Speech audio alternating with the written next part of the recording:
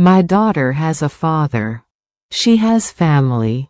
Thomas corrected. A father who walks away. I didn't abandon anyone. Michael's voice rose again. I never even knew.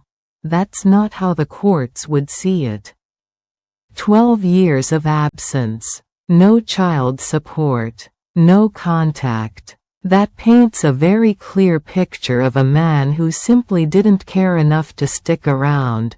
Thomas said, "It would be best if you forgot you ever saw them."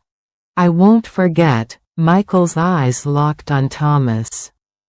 "And I won't disappear." This story begins with Michael, whose first love disappeared 12 years ago. Her final words, a confession. She was pregnant. Now, on a business trip to Los Angeles, he steps into a quiet restaurant near Malibu, where a young girl's silver ring stops his heart cold. And before we begin, don't forget to hit that subscribe button. It's free, and it truly helps support this channel. The fluorescent lights of the Houston boardroom hummed overhead as Michael Harrington stared at the quarterly projections spread across the mahogany table. At 31, he had built an empire from nothing, 3 successful companies, a penthouse overlooking the city skyline, and respect from every businessman in Texas. Yet as his investors droned on about market expansion, his yet fingers unconsciously twisted the silver ring on his left hand. A simple band, slightly tarnished now after 12 years of constant wear. Most people assumed it was a wedding ring, and Michael never corrected them. How could he explain that it was a promise ring, engraved with the name of a woman who had vanished from his life like morning mist? Michael, your thoughts on the Los Angeles acquisition? The voice of his lead investor, Dana Whitmore, cut through his reverie. Michael blinked, realizing he'd been staring at the old photograph tucked discreetly in his portfolio. A picture of himself at 18, arms wrapped around a radiant young woman with dark eyes and an infectious smile. The LA market presents significant opportunities, he said smoothly, his businessman's mask sliding effortlessly into place. I'll personally oversee the negotiations next week. As the meeting concluded and the room emptied, Michael remained seated, his thumb tracing the engraved letters on his ring, Isabel. The name that haunted his dreams and echoed in every quiet moment. The memory came flooding back as it always did. That perfect summer evening when they were both 18, sitting on the weathered dock behind Isabel's family home. The sunset had painted the sky in shades of coral and gold, and Isabel's laughter had been the most beautiful sound in the world. "This means forever," 18-year-old Michael had whispered as he slid the promise ring onto her trembling finger. He'd worked 3 jobs to afford the matching pair, his engraved with her name, hers with his. No matter what happens, no matter where life takes us, we belong to each other. Isabel had thrown her arms around his neck, tears of joy streaming down her cheeks. "Forever and always, Michael. Nothing will ever change that." But something had changed it. 3 weeks later, on a rainy Tuesday morning that would forever be burned into his memory, Isabel had appeared at his apartment door. Her face was pale, her hands shaking as she pressed a trembling palm to her stomach. "Michael, I'm pregnant." The words had hit him like lightning, terrifying and exhilarating all at once. They were so young, barely out of high school, but Michael had never been more certain of anything in his life. He'd dropped to his knees, pressing his forehead against her stomach, promising her and their unborn child that he would take care of them both. "We'll figure it out," he'd whispered against her shirt. "We'll get married, I'll work harder, I will." "I love you," she'd interrupted, her voice breaking. "I will always love you, Michael Harrington. Please remember that." Those were the last words Isabel Navarro ever spoke to him. The next morning, she was gone. Her family claimed they didn't know where she'd gone, their eyes avoiding his desperate pleas. Her phone went straight to voicemail. It was as if she had simply vanished from existence, taking their unborn child and his heart with her. Michael shook his head, forcing himself back to the present. He gathered his papers with practiced efficiency, nodding to his assistant as she reminded him about his flight to Los Angeles. Business had been his salvation these past 12 years, the one thing that could quiet the questions that tormented him. Did she have the baby? Was there a child out there who shared his DNA, his eyes, his stubborn chin? Why had she left him when they'd promised each other forever?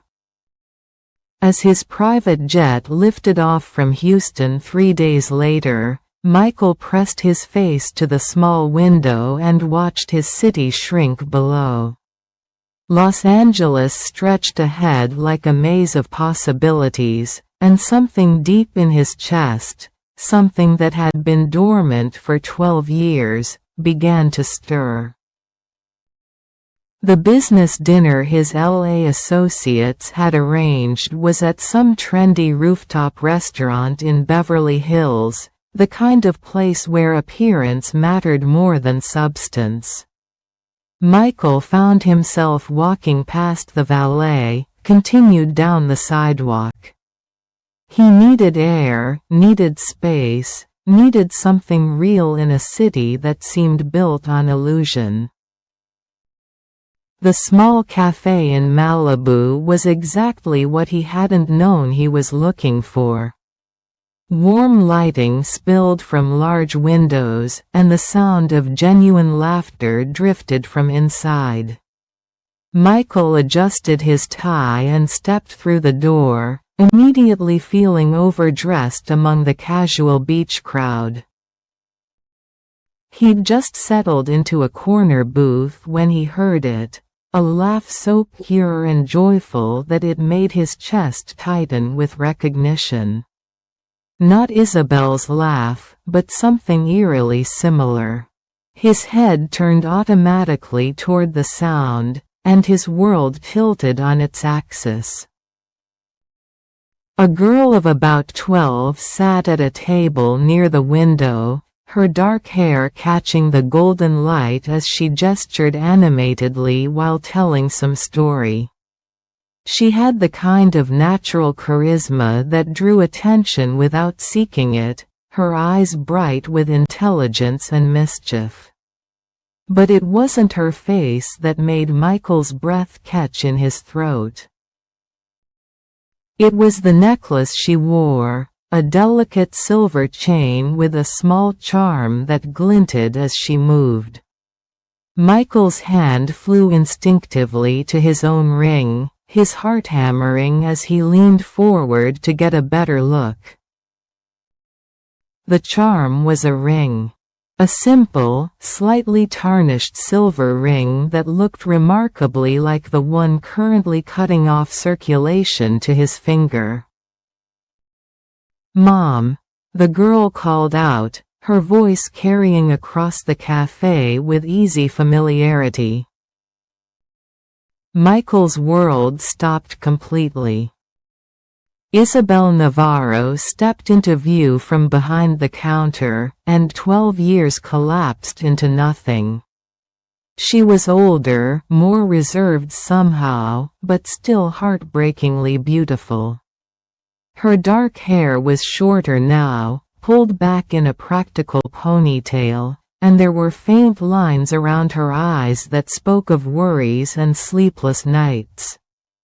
She wore the uniform of the café, a simple apron over jeans and a t-shirt. She was real. She was alive. And unless his eyes were deceiving him, she was the mother of a 12-year-old girl who wore his promise to her around her neck like a talisman. Michael sat frozen in his booth, his untouched coffee growing cold as he watched Isabel laugh with her daughter. Every gesture, every expression was achingly familiar, yet she seemed like a stranger at the same time. There was a guardedness to her now, a way of constantly scanning the room as if expecting danger. The free-spirited girl he'd fallen in love with had been replaced by a woman who carried invisible armor. The girl, his daughter, his mind whispered insistently, was everything he might have imagined and more. She had Isabel's expressive eyes but his strong jawline, and when she smiled, Michael saw his own dimples reflected back at him. She gestured as she spoke, her hands moving in the same animated patterns he recognized from his own mirror. "Camila, sweetheart, finish your homework before it gets too late," Isabel called gently, and Michael's chest constricted. Camila. His daughter had a name, had been living and breathing and growing up without him for 12 years. As if sensing his stare, Isabel's eyes swept the café and landed on his face. The color drained from her cheeks so quickly that Michael thought she might faint. Her hand gripped the counter for support, and for a moment, time suspended itself between them. Recognition, terror, and something that might have been longing flashed across her features before she quickly looked away, her body language screaming danger. She said something quiet and urgent to Camila, who began packing up her books with obvious confusion. Michael rose from his booth like a man in a dream, his legs unsteady beneath him. He had to talk to her, had to understand why she'd vanished, why she'd kept his daughter from him. As they headed for the door, he followed at a distance, his businessman's instincts warring with his desperate father's heart. The Malibu evening was warm and sweet with ocean breeze as Isabel and Camila walked toward an old Honda Civic. Michael quickened his pace, staying in the shadows as his mind raced through a dozen different approaches. How do you confront the woman who disappeared with your child? How do you explain 12 years of searching and wondering and grieving? Camila, get in the car. Now. Isabel's voice cut through the evening air, sharp with panic. She had spotted him, was already fumbling with her keys while ushering her daughter toward the vehicle. But Mom, what's wrong? You look like you've seen a ghost. The innocent question hit Michael like a physical blow. He was a ghost from Isabel's past who had just materialized in her carefully constructed present. Isabel. His voice carried across the parking lot, low and certain. She froze with her hand on the car door, her shoulders rigid with tension. Camilla's head whipped around, her young face curious and unafraid as she took in this stranger who seemed to know her mother. "Isabel, please. I just want to talk." Michael stepped into the circle of light from a nearby street lamp, and he saw Isabel's resolve crumble for just a moment. She turned slowly, and when their eyes met, 12 years of silence stretched between them like a chasm. "Mom?" Camilla's voice was small now, uncertain. "Who is he?" Her hand had moved instinctively to her necklace, fingers worrying the ring charm in a gesture that was heartbreakingly familiar. Michael used to twist his own ring the same way when he was nervous or thinking hard. "Nobody, sweetheart. Just someone I used to know." The words hit Michael like a slap. Nobody. After everything they'd shared, everything they'd promised each other, he was nobody. "Isabel, wait please." But she was already pushing Camila into the car, her movements sharp with panic. The engine started with a rough cough, and within seconds, they were pulling out of the parking lot, leaving Michael standing alone under the streetlight. He remained motionless for a long time, his mind struggling to process what he'd just witnessed. Then, like a man waking from a dream, he rushed to his own rental car and began to follow. The chase through Malibu's winding streets felt surreal, like something out of a movie rather than his carefully ordered life. Isabel drove with the skill of someone intimately familiar with every turn, while Michael struggled to keep up without being obvious. His phone buzzed incessantly, work calls he ignored, business dinners he was missing, a life in Houston that suddenly seemed impossibly far away. Isabel's car finally turned into a modest neighborhood of small houses and well-tended gardens. Michael parked at the end of the street and watched as she and Camila hurried into a tiny yellow house with a white picket fence. Through the lit windows, he could see them moving around inside, Isabel pacing frantically while Camila sat on what looked like a worn couch, her young face creased with confusion. Michael sat in his car for hours, his mind spinning through memories and possibilities. The flashback came unbidden, their last night together, 12 years ago. They had been in Isabel's childhood bedroom, her parents visiting relatives for the weekend. Isabel had been quiet all evening, her hand constantly moving to her still flat stomach, and Michael had been making plans out loud. How they'd tell their families, how they'd manage school and work and a baby, how their love would conquer everything. "We can do this, Isabel. I know we're young, but we love each other. That has to count for something." She had smiled at him then, but it was the saddest smile he'd ever seen. "You're going to be an amazing father, Michael. And an amazing man. I hope. I hope you remember that I love you, no matter what happens."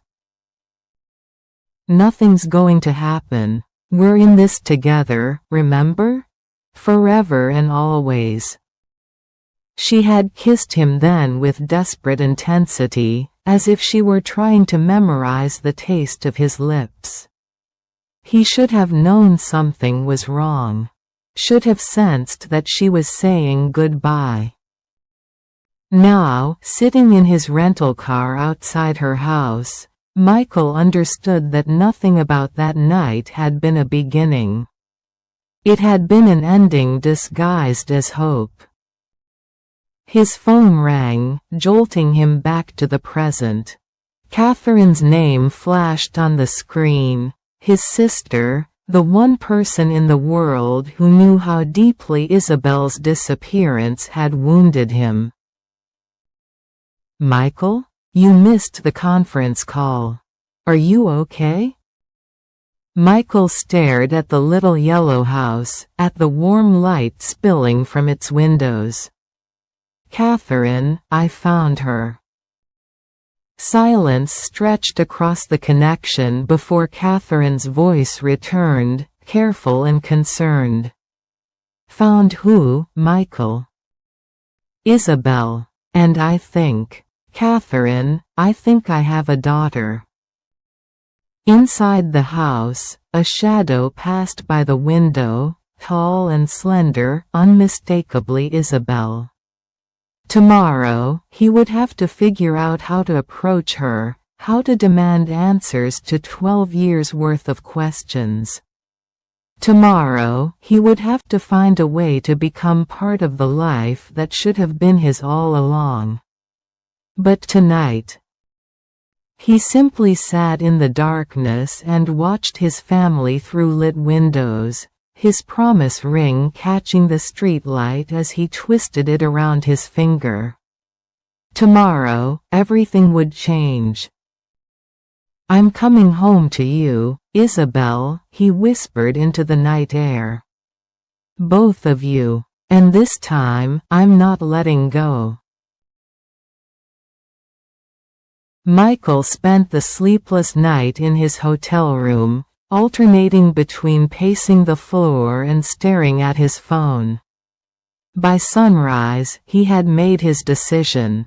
He wouldn't ambush Isabel at her home. That would only frighten Camila and drive them away again.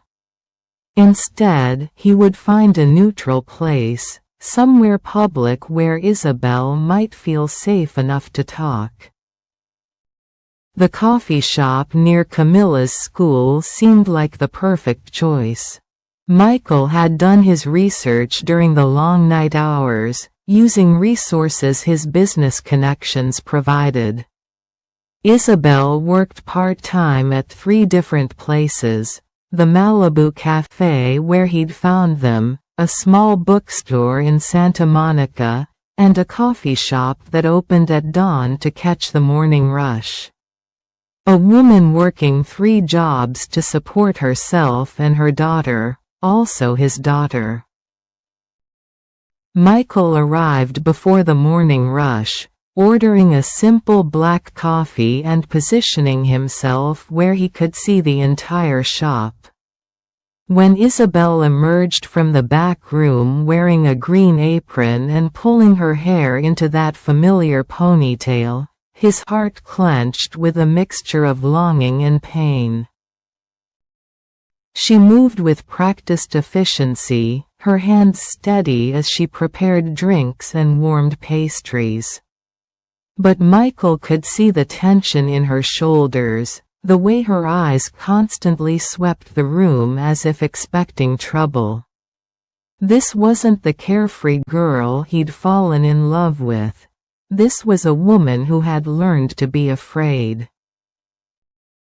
The morning crowd thinned, and finally, Michael approached the counter. Isabel's back was to him as she wiped down the espresso machine, humming softly under her breath, a habit he remembered from their teenage years. "Isabel, hi." Her entire body went rigid. The cloth fell from her hands as she turned slowly, her face draining of color when she saw him standing there. Michael. His name was barely a whisper on her lips. "What are you doing here?" "I think you know why I'm here." His voice was gentle but firm. "We need to talk." Isabel glanced around the nearly empty shop, her hands trembling as she untied her apron. I can't. I am working. Take your break, please. Something in his tone must have convinced her. She called to a coworker in the back and led Michael to a small table in the corner. They sat across from each other like strangers, 12 years of silence creating an almost unbearable tension. She's mine, isn't she? Michael's voice cracked slightly on the words. Yes. Camila is your daughter. Isabel's eyes filled with tears. But she lifted her chin with a defiance he remembered well. Yes. But Michael, you have to stay away from her. From both of us. Stay away? The words exploded from him louder than he'd intended. Other customers turned to look, and he forced his voice lower. Isabel, I've spent 12 years wondering if I had a child out there somewhere. 12 years of not knowing if you were alive or dead. And now I find out I have a daughter, and you want me to just walk away? You don't understand? Then help me understand. Michael leaned forward, his eyes never leaving her face. Why did you leave? I had a right to know, Isabel. I had a right to be part of her life. Isabel's composure finally cracked, tears spilling down her cheeks. You think I wanted this? You think I wanted to raise her alone, to struggle every day just to keep food on the table?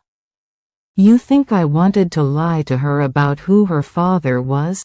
Then why? The bell above the door chimed, and Isabel's face went white with terror. Michael turned to see a man in an expensive suit entering the coffee shop, his silver hair perfectly styled, his smile cold and predatory.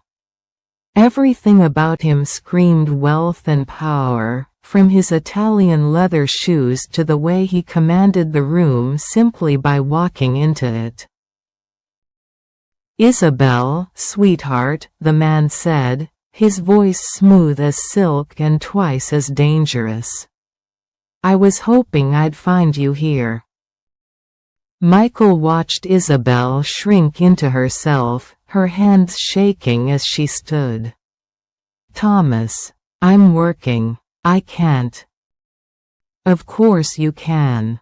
Just a quick chat. Thomas's eyes finally landed on Michael, and his smile turned razor sharp. I don't believe we've been introduced. Thomas Whitaker.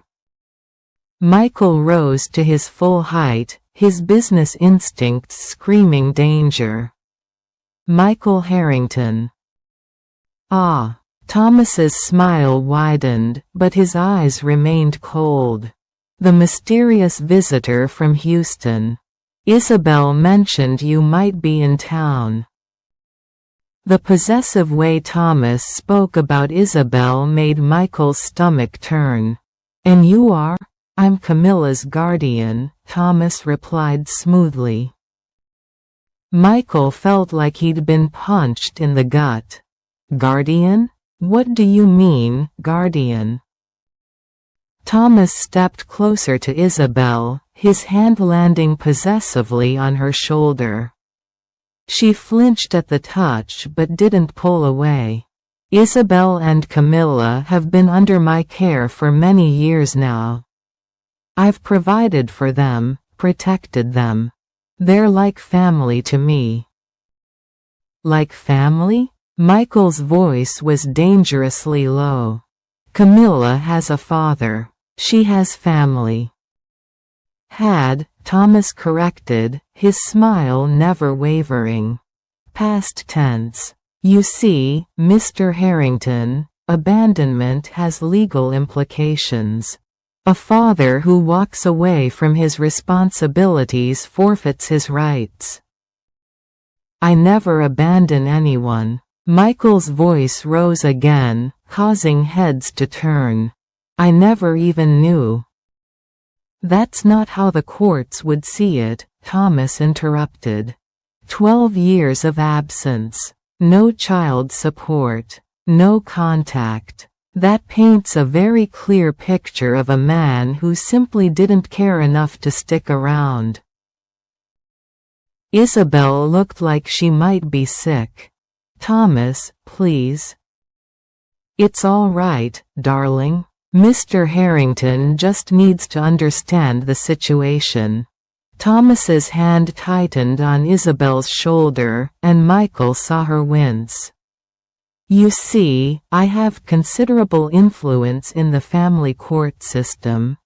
Judges tend to trust my recommendations when it comes to what's best for the children involved." The threat was clear, wrapped in silk but sharp as a blade. Michael felt his world tilting, everything he'd thought he understood shifting beneath his feet. "Now," Thomas continued, his voice conversational, "I'm sure you understand that disrupting Camilla's stable home environment would be traumatic for her. Isabel agrees, don't you, sweetheart?" Isabel's nod was barely perceptible, her eyes pleading with Michael in a way that broke his heart. "So perhaps," Thomas said, straightening his tie, "it would be best if you returned to Houston and forgot you ever saw them. Some stones are better left unturned." Michael's phone buzzed insistently in his pocket, his investors calling, wondering why he'd missed another conference call. His carefully built business empire demanding his attention while his newly discovered family slipped away from him again. "I won't forget," Michael said quietly, his eyes locked on Thomas.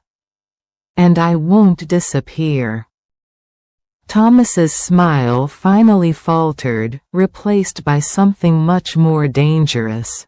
"That would be unwise.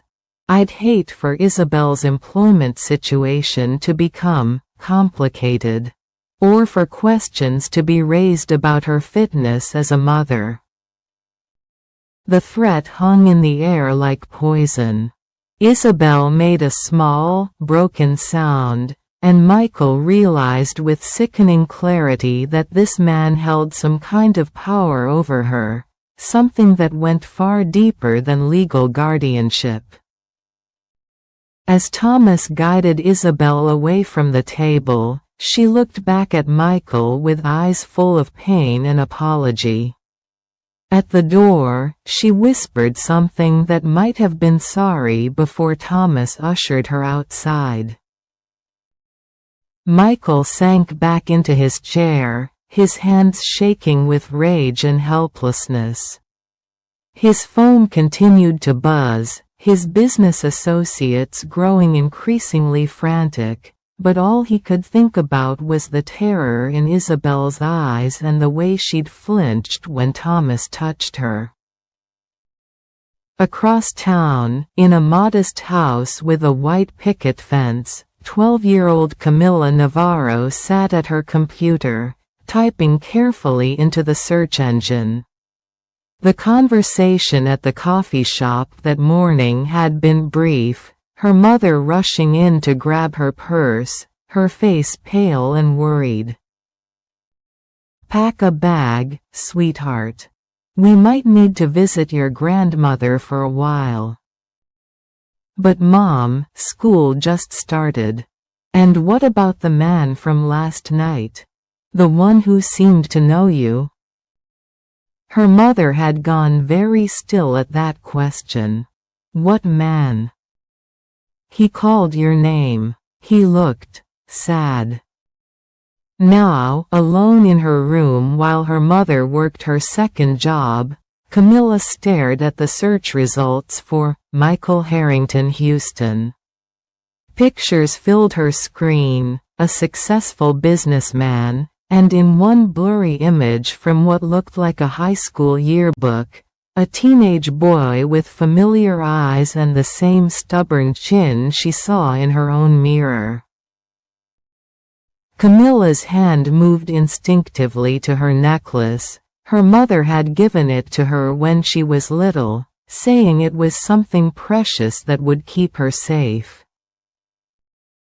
"It belonged to someone who loved you very much," her mother had said.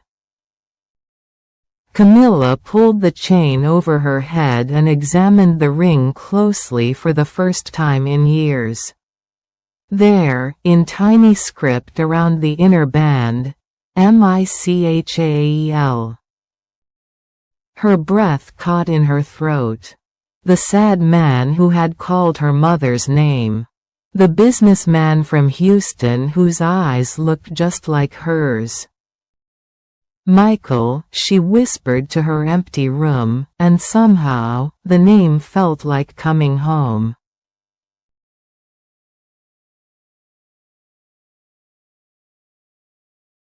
Michael's phone hadn't stopped ringing for 2 days.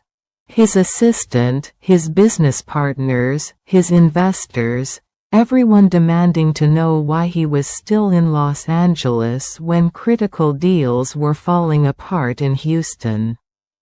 But every time he looked at the plane tickets on his hotel nightstand, he saw Camilla's face and Isabel's terrified eyes, and he couldn't bring himself to leave. Instead, he found himself calling the one person who had stood by him through every dark moment of the past 12 years. "Katherine, I need your help." His sister's voice was warm but concerned as it came through the phone. "Michael, you've been gone 4 days. Your investors are starting to panic." "Let them panic." Michael stared out his hotel window at the Pacific Ocean, its endless blue reminding him of Isabel's eyes. "I found her, I found Isabel, and I have a daughter. Her name is Camila, and she's 12 years old, and she's perfect." Katherine's silence stretched across the connection before she spoke, her voice gentle. "Tell me everything." Michael poured out the story. The chance encounter at the cafe, the recognition, the terrifying man who claimed to be Camilla's guardian. As he spoke, he could hear Katherine moving around her apartment, probably pacing the way she did when she was thinking hard. "This Thomas person," Katherine said finally. "Something doesn't add up. Legal guardianship requires specific circumstances, like death, abandonment, or unfitness. If Isabel is clearly capable and present, why would she need a guardian?"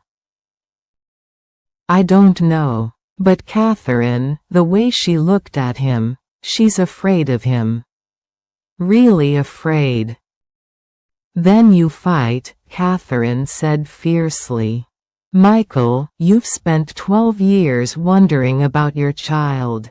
Don't let fear steal your family again. What if I make things worse? What if I put them in danger? What if you don't, and you lose them forever?"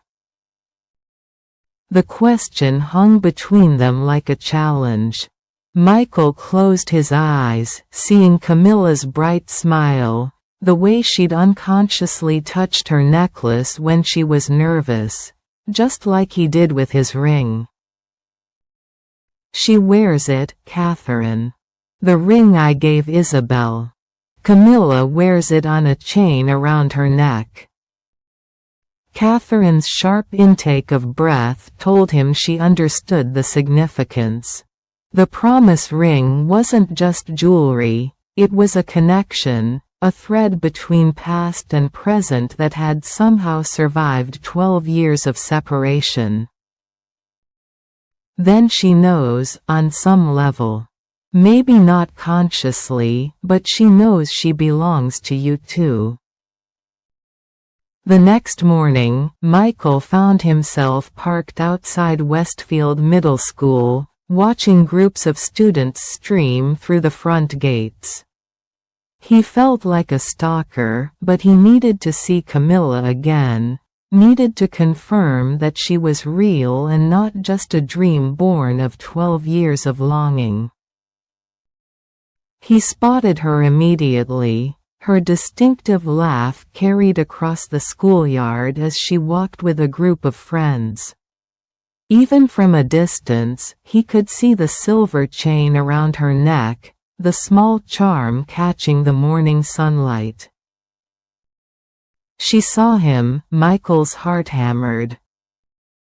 She said something to her friends and walked toward him with the fearless curiosity of youth. Michael rolled down his window, his throat tight with emotion as she approached. "You're the man from the restaurant," she said without preamble. "The one who knew my mom." "Yes." His voice came out rougher than he'd intended. "My name is Michael. Michael Harrington." "Your name, it's engraved on my necklace." Camila's voice was barely a whisper. "Inside the ring. I never knew what it meant." Michael's vision blurred with unshed tears. With shaking hands, he pulled his own ring from his finger and held it out to her. "Look inside." Camila leaned closer, squinting at the tiny engraving, and gasped. "Isabel. That's my mom's name." "They're a matching set," Michael said softly. "I gave one to your mother when we were 18 years old. I promised her forever." "Are you?" Camila's voice cracked. "Are you my father?" The question hit him like a physical blow. He looked at this beautiful, brave girl who had grown up without him, and his heart shattered and mended simultaneously. "I think I am." Camila stared at him for a long moment, her young mind clearly racing. Then, with the directness of youth, she asked the question that mattered most. "Why weren't you there? Why didn't you come find us?" "Because I didn't know where you were," Michael said, his voice breaking. "Your mother disappeared, and I've been looking for you ever since. She told me my father didn't want me. That he left before I was born." The words were like knives, each one finding its mark with devastating precision. "That's not true, Camila. I would never have left. If I had known about you, I would have moved heaven and earth to be part of your life." "Camila." They both turned at the sound of Isabel's voice. She stood at the edge of the parking lot, her face white with panic and rage. "Get away from her." Isabel ran toward them, her maternal instincts overriding everything else. "Camila, get in the car. Now." "Mom, wait." Camila stepped back from Michael's car but didn't run. "His ring. Look at his ring." Michael held up his hand, the silver band catching the light. Isabel stopped dead in her tracks, her eyes fixed on the ring that matched the one her daughter wore. "You kept it," she whispered. "I never took it off. Not once in 12 years. "Mom," Camila's voice was steady, more mature than her 12 years should have allowed. "Tell me the truth. Is he my father?" Isabel looked between Michael and Camila, trapped between past and present, love and fear. Finally, Isabel's shoulders sagged in defeat. "Yes. Then why?" Because it's not safe." The words exploded from Isabel with all the force of 12 years of suppressed terror. "Camila, you don't understand. There are things and people that could hurt us if they knew. You're talking about Thomas." Michael's voice was flat, certain. Isabel flinched at the name. "He has power, Michael. More than you know. More than you can fight." "Then help me understand. Isabel, please. Meet me tonight. Somewhere neutral, somewhere safe. Just give me a chance to hear your side of the story." Isabel looked at Camila, who was watching the exchange with wide eyes, her hand still clutched around her necklace. "The pier," Isabel said finally. "The old fishing pier in Malibu. Midnight." As Isabel led Camila away, the girl looked back at Michael with an expression far too knowing for someone her age. "I'll see you then, Michael," she said, and something in her tone told him she meant it as a promise, not a goodbye. That night, Michael stood on the weathered planks of the Malibu pier, ocean waves crashing below him in an endless rhythm. The moon was full, painting silver paths across the dark water, and the air smelled of salt and possibilities. When Isabel emerged from the shadows, she looked like a ghost from his past, beautiful, ethereal, and heartbreakingly fragile. "You came," he said softly. "I almost didn't." She moved to stand beside him at the railing, careful to maintain distance between them. "Michael, there are things you need to know. Please tell me. Help me understand why you left. Help me understand why you kept my daughter from me." Isabel closed her eyes, and when she opened them again, they were filled with tears and something that looked like relief. "It wasn't my choice," she whispered. "Michael, it was never my choice." And there, with the Pacific Ocean bearing witness and 12 years of silence finally breaking, Isabel began to tell him the truth. The drive to Thomas's office building felt like a journey through a nightmare. Michael's hands gripped the steering wheel while Camila sat in the passenger seat, her laptop balanced on her knees as she continued her investigation into the man who had controlled their lives for so long. "There's more," Camila said quietly, her young face illuminated by the screen's glow. "About Thomas's son, the one who died in the car accident." Michael glanced at her, seeing Isabel's intelligence burning bright in those familiar eyes. "What did you find?" "The accident report. Thomas's ex-wife was driving to a custody hearing, one where she was going to ask the court to completely terminate Thomas's parental rights because of his obsessive behavior." Camilla's voice was steady, but Michael could hear the tremor underneath. "The boy was in the car with her. They were hit by a drunk driver 3 blocks from the courthouse." The tragedy of it hit Michael like a physical blow. "That is awful. Thomas never got to say goodbye to his son." The office building loomed ahead of them, all glass and steel and imposing authority. Michael parked in the visitor section, his heart hammering as he thought about Isabel trapped somewhere inside. "Camila, I want you to stay in the car." "No, he has my mom." Her voice had the same stubborn edge he'd heard in Isabel's all those years ago. Before Michael could argue, his phone buzzed with a text from an unknown number. Conference room 12B. Come alone, or she suffers for your mistakes. Dad. Camila held Michael's hand. The word stopped Michael cold. It was the first time she'd called him that, and it hit him with the force of a revelation. We're stronger together. That's what Mom taught me, and it's what you've been trying to tell us both. The elevator ride to the 12th floor felt endless.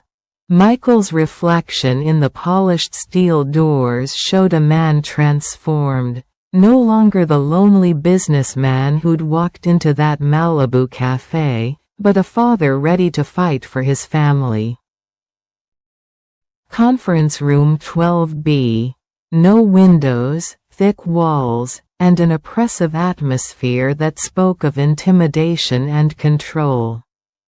Isabel sat at the far end of a long mahogany table, her hands folded in her lap, her face pale but defiant. Thomas stood behind her like a jailer, his usual composed demeanor replaced by something wild and desperate. The man who had seemed so powerful, so in control, now looked like what he truly was, a broken soul clinging to illusions of authority. Mr. Harrington, how good of you to join us. Thomas's voice was strained, the cultured tones cracking at the edges. And Camila, sweetheart. I know what you really are. Camila's stepping into the room with her chin raised. What I am, Thomas said, his hand moving to rest on Isabel's shoulder in a gesture that made Michael's blood boil, is the only stability this family has ever known. I've provided for you, protected you, given you everything you needed. You've given us prison, Isabel said quietly, speaking for the first time. Her voice was steady, but Michael could see her hands trembling. A prison. I saved you. The words exploded from Thomas with shocking intensity. Your family was facing financial ruin, your father was about to be arrested for theft, and you were 18 and pregnant with no prospects. I gave you a life. You gave us your life, Camila said, moving to stand beside her mother's chair. Thomas turned his wild gaze on her, and for the first time, Michael saw the depth of the man's delusion. I protected you the way I couldn't protect my own son. I made sure you were safe, that you had opportunities, that no one could hurt you.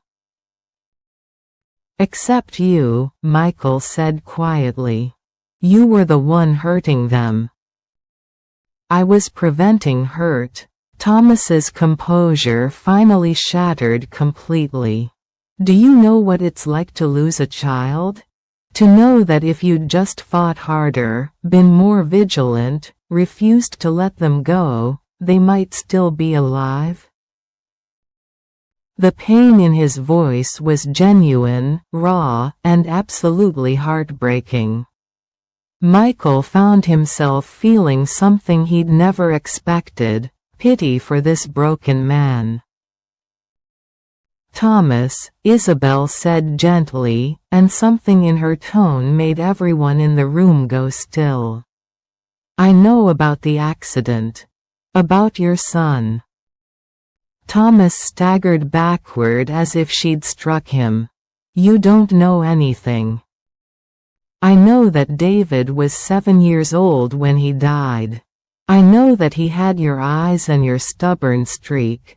I know that his favorite color was blue and that he wanted to be an astronaut when he grew up. Isabel's voice was soft but relentless. I know because you told me, Thomas.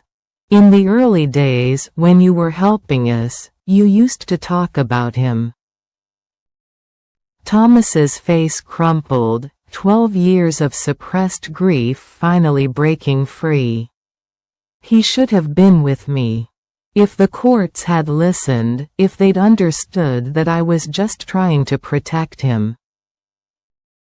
You were stalking them, Camila said, but her voice held compassion rather than accusation. You were scaring them. That's why she was trying to take him away. I was being careful. The world is dangerous. Children need protection. Children need love, Michael interrupted. They need freedom to make mistakes and grow and discover who they are. They don't need to live in fear. Like I've been living in fear, Isabel added, standing slowly from her chair. Like I've taught my daughter to live in fear. Thomas, you didn't save us. You just made us prisoners in our own lives. The silence stretched between them, heavy with 12 years of unspoken truths. Thomas looked around the room, at Isabel's quiet strength, at Camila's fierce determination, at Michael's unwavering resolve, and seemed to see clearly for the first time in years.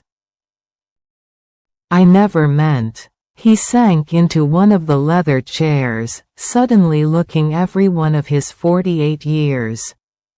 I just wanted to save someone. I couldn't save David, but I thought if I could save you. You can't save people by controlling them, Isabel said gently. You can only love them and trust them to save themselves. And there's something else you need to know, Isabel said, reaching into her purse and pulling out a small envelope. Something I should have told you years ago. She handed the envelope to him with shaking hands. It's from your ex-wife, she gave it to me. She was afraid to give this to you in person that time. Thomas stared at the envelope as if it might burst into flames. She wrote to me? She forgave you, Thomas. She understood that your love for David was real, even if your methods were wrong. She wanted you to know that David loved you too. Thomas's hands shook as he opened the envelope, his eyes scanning the faded writing. Michael couldn't see the words, but he could see their effect, the way Thomas's shoulders sagged, the way his face transformed from wild desperation to quiet grief. She says. Thomas's voice cracked. She says she was going to withdraw the custody petition. That she'd realized we could work together to co-parent David safely. The accident happened the morning she was going to tell the court, Isabel said softly. She never wanted to keep David from you forever. She just wanted both of you to be safe and happy. The revelation hung in the air like sunlight breaking through storm clouds. 12 years of grief and obsession and control, all built on a foundation of misunderstanding and loss. I could have seen him again, Thomas whispered. If I'd just been patient, if I'd trusted the process. You can't change the past, Michael said gently. But you can stop repeating it. Thomas looked up at them. This family he'd torn apart and held captive and tried to reshape in his own image, and for the first time in 12 years, his smile was genuine. I've been so afraid of losing control, he said quietly. But control was never mine to begin with, was it? No, Isabel replied. It wasn't. 3 months later, Michael stood in the kitchen of their new house in a quiet Houston suburb, watching through the window as Camila taught Katherine how to throw a proper curveball in the backyard. His sister Katherine had moved to Houston to be closer to her newfound family. The house was smaller than his old penthouse but filled with something his previous home had never possessed: the sound of laughter, the chaos of family life, the warm disorder of people actually living rather than simply existing. "She's going to put Katherine in the hospital if she's not careful," Isabel said, appearing beside him with 2 cups of coffee. She'd been in Houston for 6 weeks now, slowly building a new life while carefully reconstructing the trust that 12 years of separation had damaged. "Katherine can handle it. She's tougher than she looks." Michael accepted the coffee gratefully, their fingers brushing in a way that still sent sparks through his nervous system. "How was your meeting with the gallery owner?" Isabel's face lit up with excitement. "She wants to feature my work in the spring exhibition. Apparently, my unique perspective on resilience and hope resonates with people." Michael smiled, remembering the dozens of paintings and sketches he'd found stacked in closets and under beds when he'd helped her pack up the little house in Malibu. 12 years of suppressed creativity, finally seeing the light.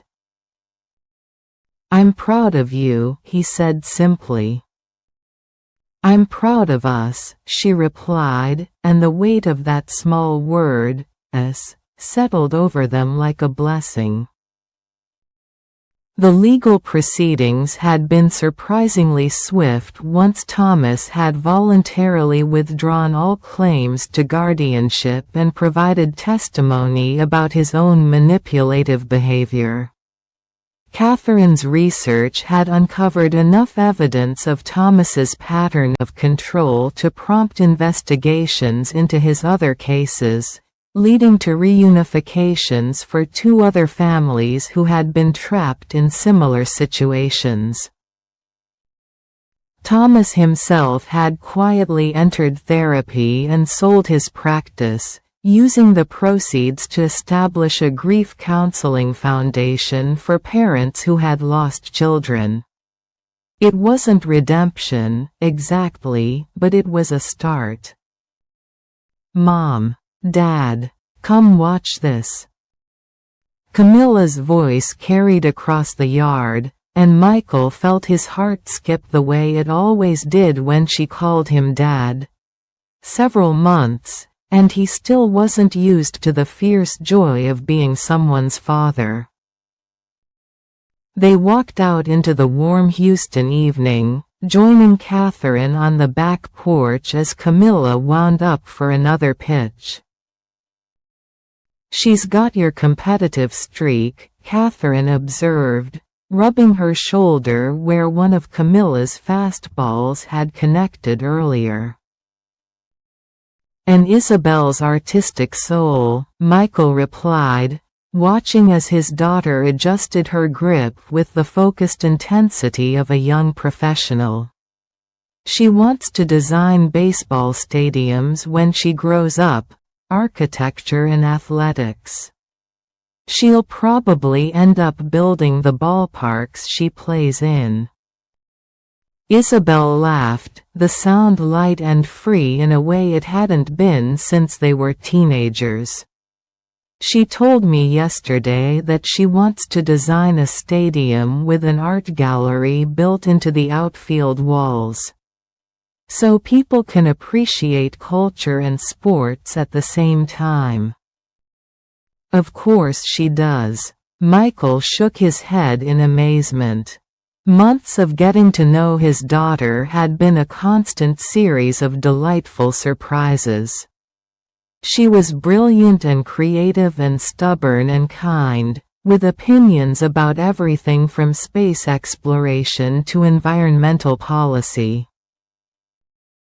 As the sun began to set, painting the sky in shades of coral and gold, Camila finally abandoned her pitching practice and flopped down on the porch steps between her parents.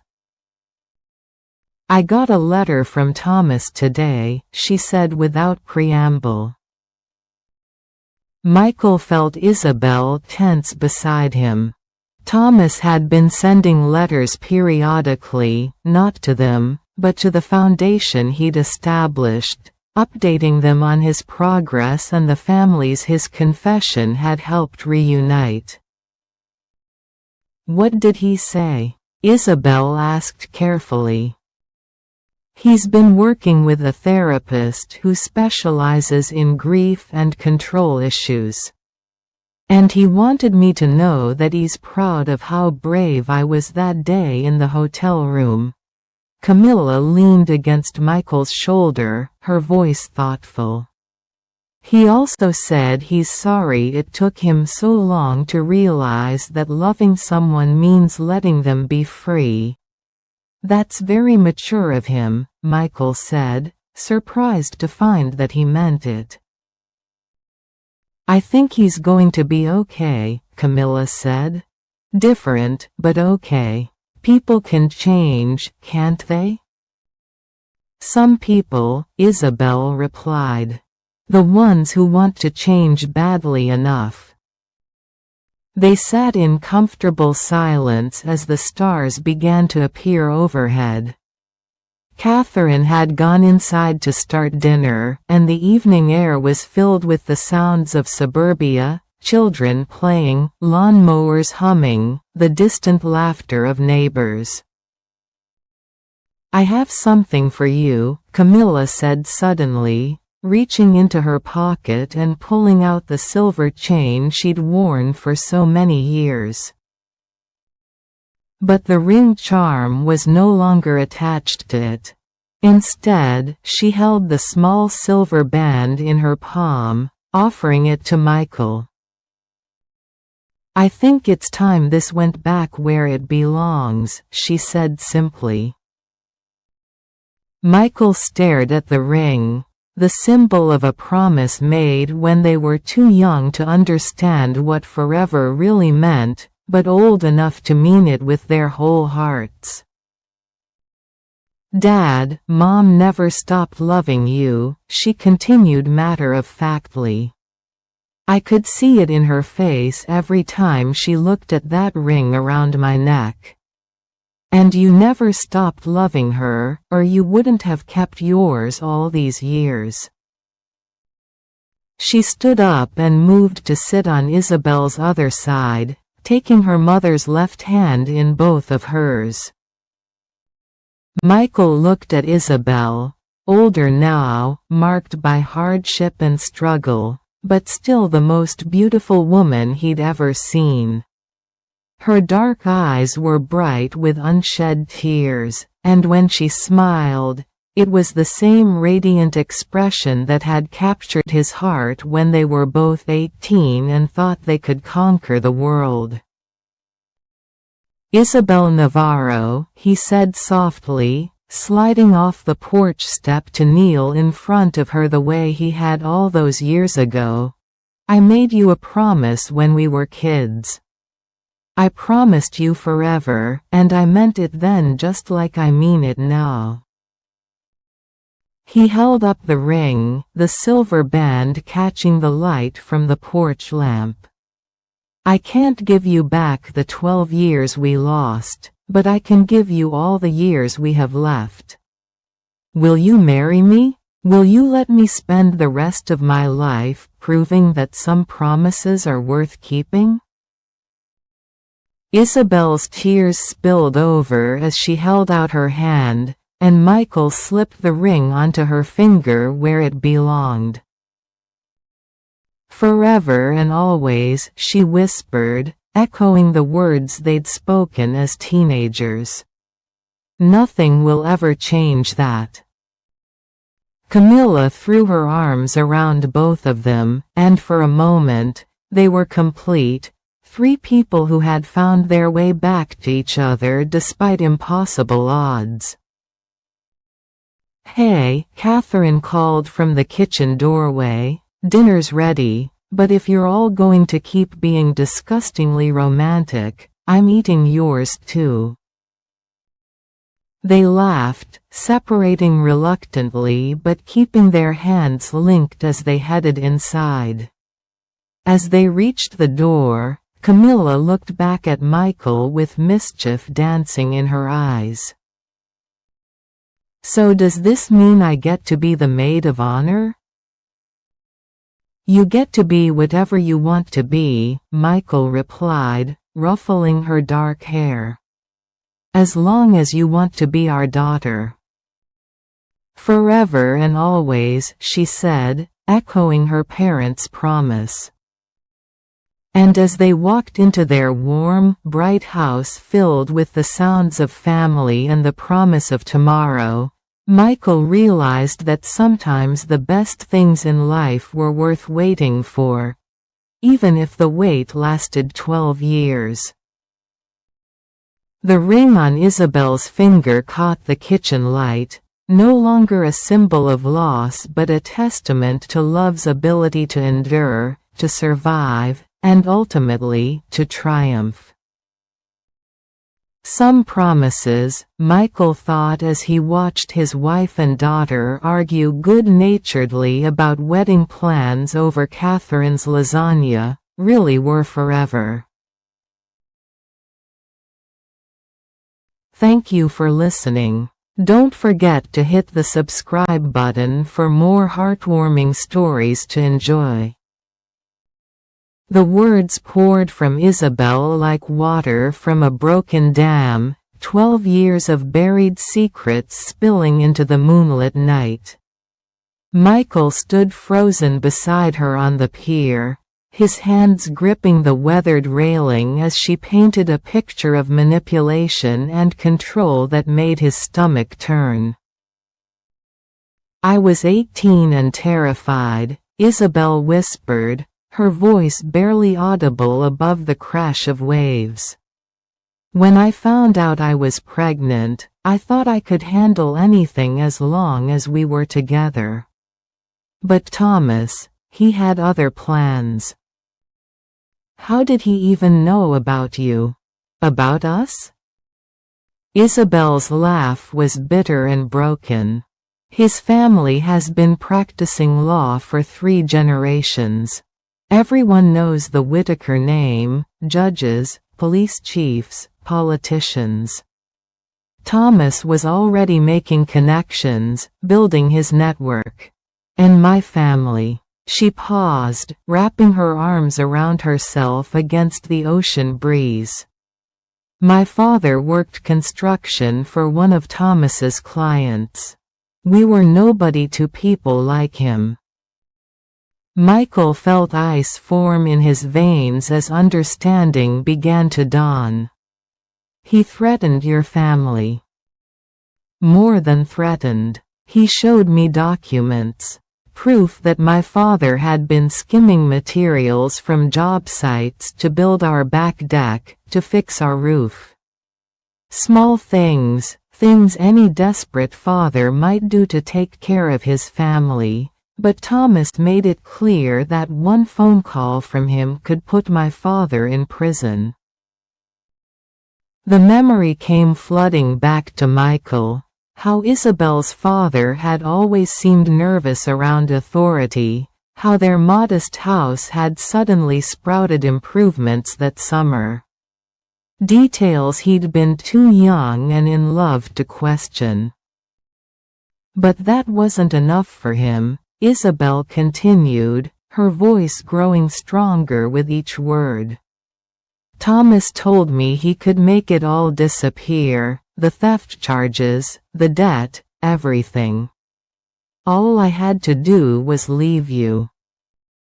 I was 18 and pregnant and scared, and he was this powerful man telling me he could destroy everyone I loved. So I ran. Tears streamed down her cheeks now, silver in the moonlight. I ran, and I've been running ever since. Michael turned to face her fully, his heart breaking at the pain etched in every line of her face. Why didn't you come back? Once Camila was born, once you were older, why didn't you try to find me? Because he never let me go. The words came out like a confession, heavy with shame and exhaustion. Thomas told everyone he was helping a young mother in need. He found me work, helped with childcare, made sure Camila had things she needed. To the outside world, he looked like a saint. But saints don't track your every movement. Saints don't show up at your job if you're 5 minutes late. Saints don't remind you constantly that one word from them could take your child away. Isabel's voice cracked with suppressed rage. He made himself indispensable. Every job I've had, every apartment I've rented, every school Camila has attended, Thomas arranged it all. And he's made sure I know that he can take it all away just as easily. Michael's hands clenched into fists as the full scope of Thomas's manipulation became clear. He's been controlling you for 12 years. Controlling us. Camila thinks of him as this generous family friend who helps her mother make ends meet.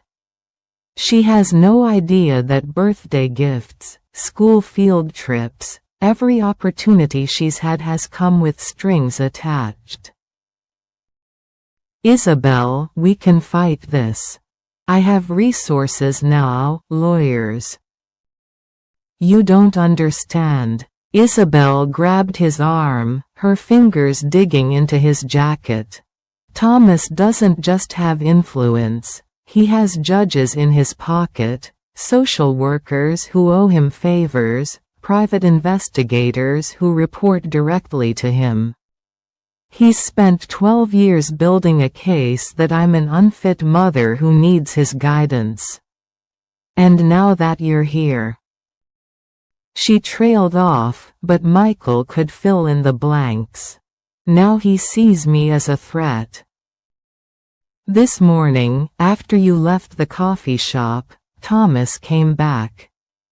He was different, angrier. He said things about making sure disruptive influences don't interfere with Camila's stability. Before Michael could respond, his phone rang, the harsh sound cutting through the gentle rhythm of the waves. Katherine's name flashed on the screen, and something about the late hour made him answer immediately. Michael, thank God. His sister's voice was tight with worry. You need to get back to Houston. Now. Katherine, what's wrong? Your investors held an emergency meeting tonight. There are rumors circulating that you're having some kind of breakdown, that you're unstable. 3 major clients have already pulled their contracts. Michael felt the world tilt beneath his feet.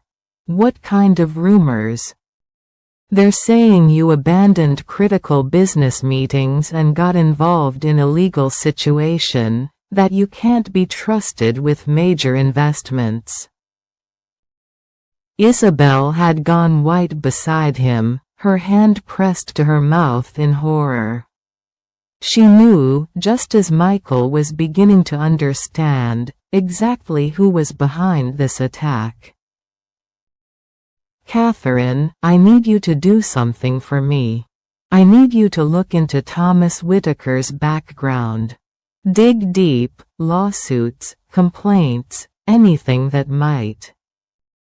Already on it, Katherine interrupted. Michael, there are things you need to know. This man has a pattern. What do you mean? I found records of at least 3 other cases where he was appointed guardian of children whose mothers were deemed unfit. In every case, the mothers had tried to leave his influence, and in every case, they lost custody. Isabel made a small, wounded sound beside him. He told me I was special. That I was different from his other projects. There's more, Katherine continued. I found old newspaper articles about his own family. Thomas lost a son in a custody battle 15 years ago. His ex-wife took the child and moved to another state.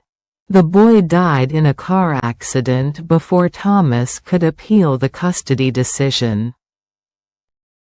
The pieces clicked together in Michael's mind with sickening clarity. He's trying to replace his lost child with other people's children. Michael, this man is dangerous. You need to. The line went dead. Michael stared at his phone in confusion, then noticed Isabel backing away from him, her face a mask of terror. Isabel, what? He's here. Michael turned to see a black sedan parked at the entrance to the pier, its headlights cutting through the darkness like searchlights.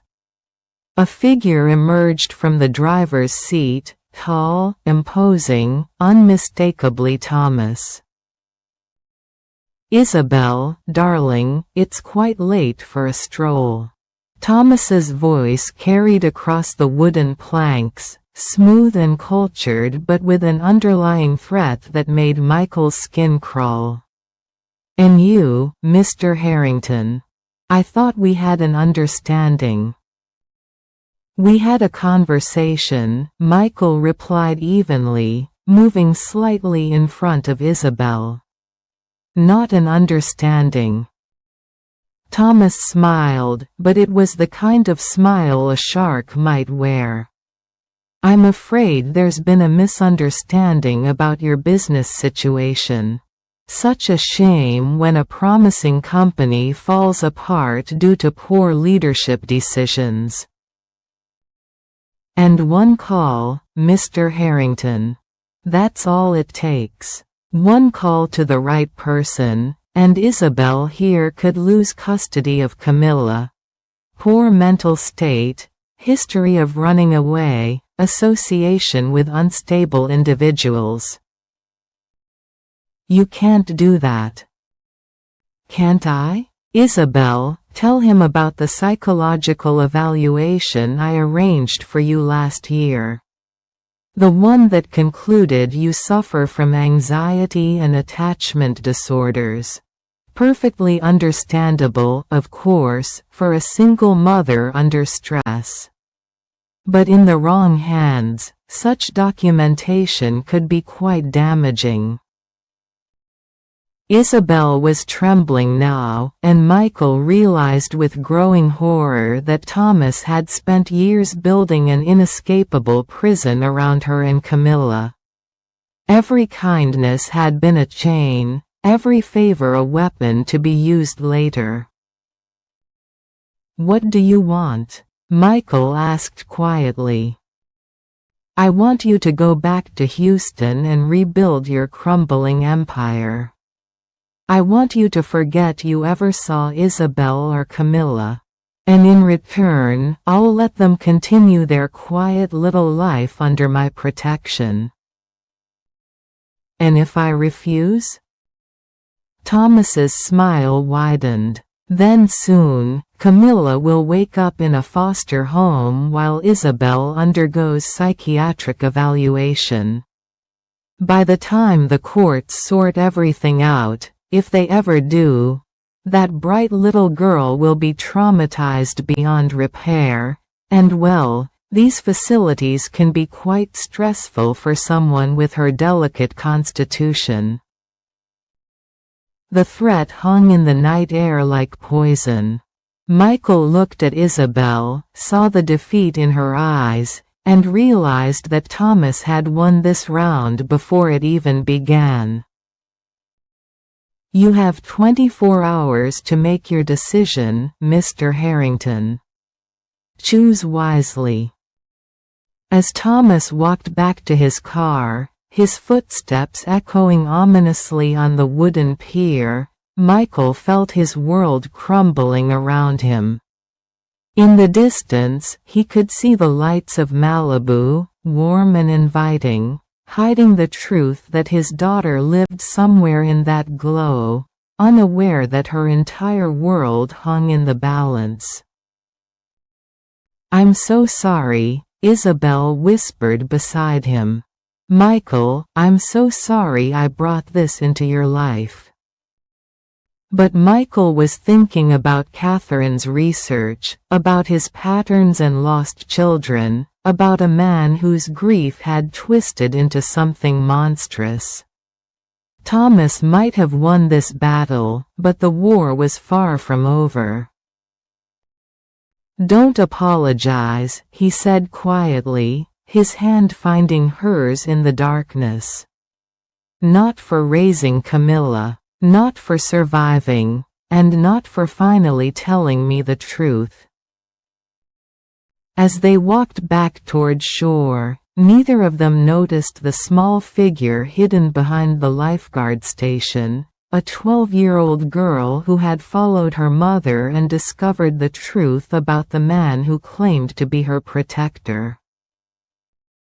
Camila Navarro had heard everything, and for the first time in her life, she understood why her mother was always afraid. Chapter 6. When Truth Becomes a Weapon. Camila slipped through her bedroom window just as the first rays of dawn painted the sky pink and gold. She had spent the night crouched behind the lifeguard station, listening to every word of the conversation between her mother, Michael, and Thomas.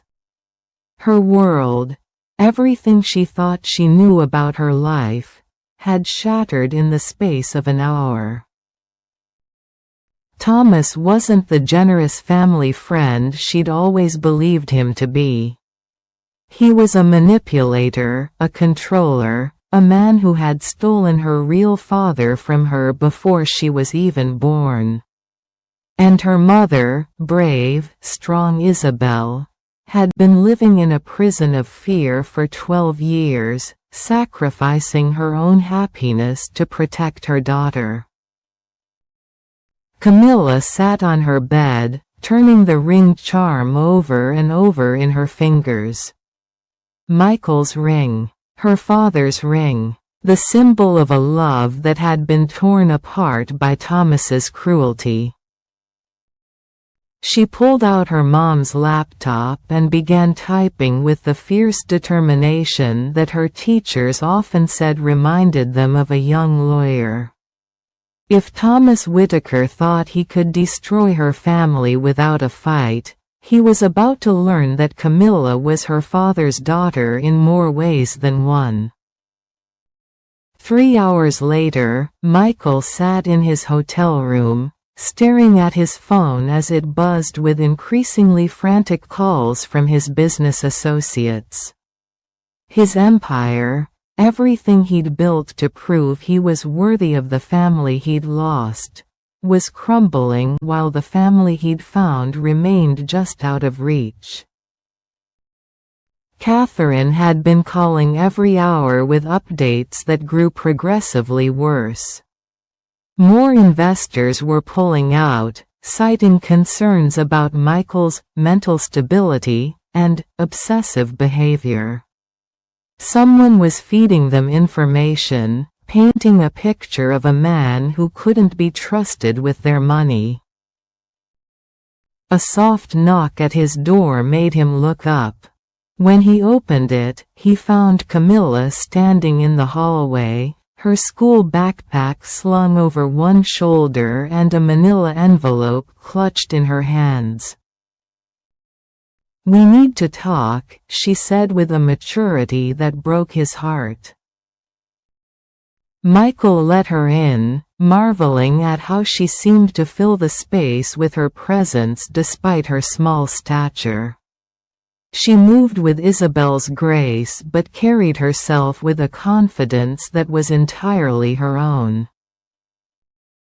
"I heard everything last night," she said without preamble, settling into the chair by the window. "I followed Mom to the pier. I know what Thomas really is." Michael felt his knees go weak. "Camila, I am so sorry. You shouldn't have." "Shouldn't have?" Her voice was steady, but he could see the pain swimming in her dark eyes. "I'm 12, not stupid. I've been wondering why Mom was always scared. Why Thomas gave me the creeps even when he was being nice, why I felt like something was missing." She pulled the ring from her necklace chain and held it up to the light. "This missing thing. You." "Camila." "I did some research." She opened the manila envelope and spread papers across the hotel room's small table. About Thomas, about his past, about the legal stuff. Michael stared at the documents, printouts of public court records, newspaper articles, even what looked like school reports. "How did you find all this? You are 12 years old." "I'm pretty good with computer." "There they are. All the articles about Thomas's legal actions, custody agreement from Thomas's divorce. His ex-wife accused him of obsessive and controlling behavior toward their son. She said he would follow the boy to school, interrogate his teachers, monitor his every movement." Michael pulled out another set of papers. Complaint filed against Thomas 3 years ago by a social worker named Maria Santos. She accused him of inappropriate involvement in custody cases and potential financial impropriety in his role as a guardian, and Maria Santos transferred to another county 6 months later. Michael sat down hard in the chair across from her. "Camila, I cannot believe how smart you are." She pulled out her phone and showed him pictures, a series of text messages on Isabel's phone. "Thomas's been texting Mom all morning, asking where I am, when I'll be home, whether she's told me anything inappropriate about family matters." The messages made Michael's skin crawl with their possessive undertones disguised as concern. Michael's phone rang. Isabel's name flashed on the screen, and when he answered, her voice was shaking with panic. "Michael, Camila's missing. She didn't come home last night, and she's not at school.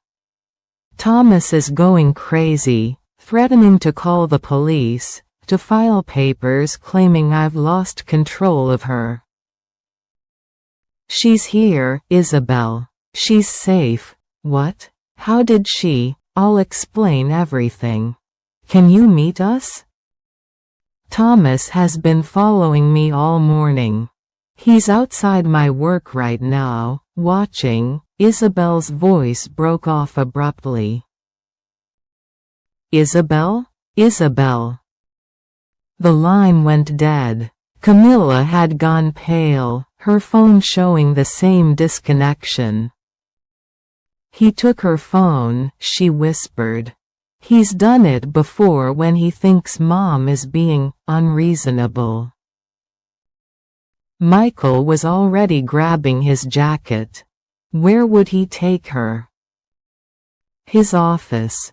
He has this conference room where he conducts his counseling sessions with the families he controls. Mom told me once that it has no windows. They were halfway to the door when it burst open. Thomas stood in the doorway, his usual composed demeanor cracked with rage. Behind him were two large men in security uniforms. "Camila, sweetheart, you've had everyone very worried." His voice was honey over broken glass. "Mr. Harrington, I'm disappointed. Involving a child in adult matters is grounds for a restraining order at the very least." "I involved myself," Camila said, stepping protectively in front of Michael. "And I'm not going anywhere with you." "I'm afraid that's not your decision to make." Thomas nodded to the security guards. "Camila is a minor in my legal care. Mr. Harrington is interfering with a custody arrangement. Gentlemen, please escort him to the lobby while I take Camila home." "Camila is not in your legal care." Michael pulling out some documents. "You never legally adopted her. All you have are temporary guardianship papers that expired 2 years ago." The color drained from Thomas's face. That's not possible." "It's all here. Your guardianship was contingent on Isabel being deemed temporarily unfit due to post-traumatic stress. But the court orders required annual psychological evaluations to maintain custody, and you stopped filing them in 2023. Which means," Michael continued, "that legally, you have no more right to control her life than any stranger on the street. And all those threats? They're meaningless without legal standing." Thomas's mask of control finally slipped completely, revealing the desperate, broken man underneath. "You don't understand. I'm protecting them. Both of them. Without me, they'll have nothing." Behind them, Thomas was backing toward the door, his security guards looking confused and uncertain. His empire of control was crumbling just like Michael's business empire, but unlike Michael's financial losses, Thomas's defeat meant freedom for the people he'd been tormenting. "This isn't over," Thomas said, but his voice held the hollow ring of desperation rather than threat. "Yes, it is," Camila replied with the quiet certainty of someone who had just discovered her own power. "It's been over for a long time. We just finally realized it." As Thomas fled with his guards, Michael looked at his daughter, brilliant, brave, beautiful Camila, and felt his heart expand with a love he'd never imagined possible. "Now," Camila said matter-of-factly, "we need to go find Mom. And then we need to make sure Thomas never hurts anyone else's family again." Michael smiled, recognizing his own stubborn determination reflected in her young face. "Lead the way."